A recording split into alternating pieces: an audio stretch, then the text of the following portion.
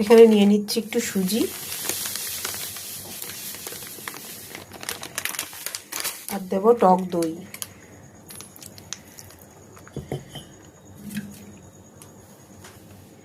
দিয়ে দেবো একটুখানি নুন আর দেব অল্প করে একটু জল। এটাকে এবার গুলিয়ে রেখে দেবো 5 মিনিটের জন্য।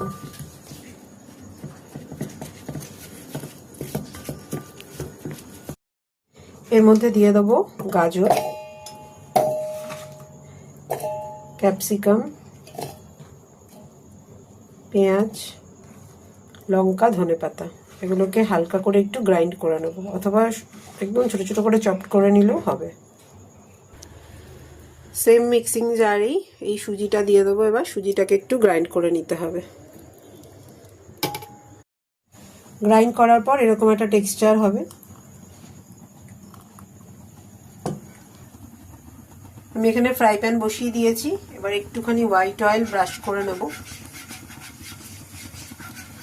নিয়ে এটা ভালো করে গরম হয়ে গেলে এটাকে এবার এটাকে মুছে নেব আর বন্ধ করে দেবো গ্যাসটাকে।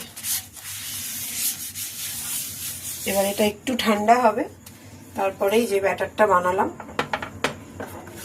সেই ব্যাটারটা দিয়ে দেবো। এর মধ্যে একটুখানি চিজ গ্রেট করে দেবো।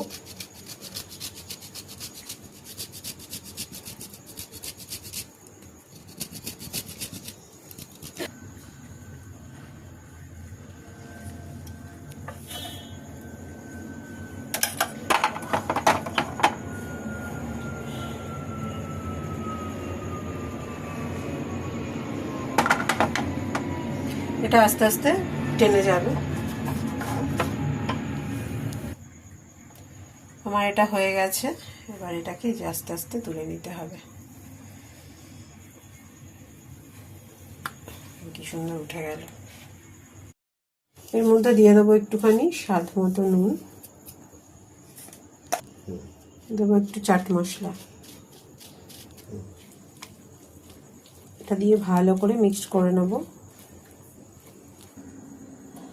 এবার এর মধ্যে এই মিক্সচারটা দেব, দিয়ে এবার সুন্দর করে র্যাপ করে নেব।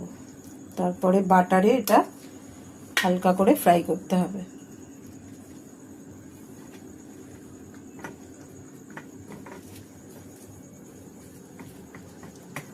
এখানে একটু বাটার ব্রাশ করে দেবো।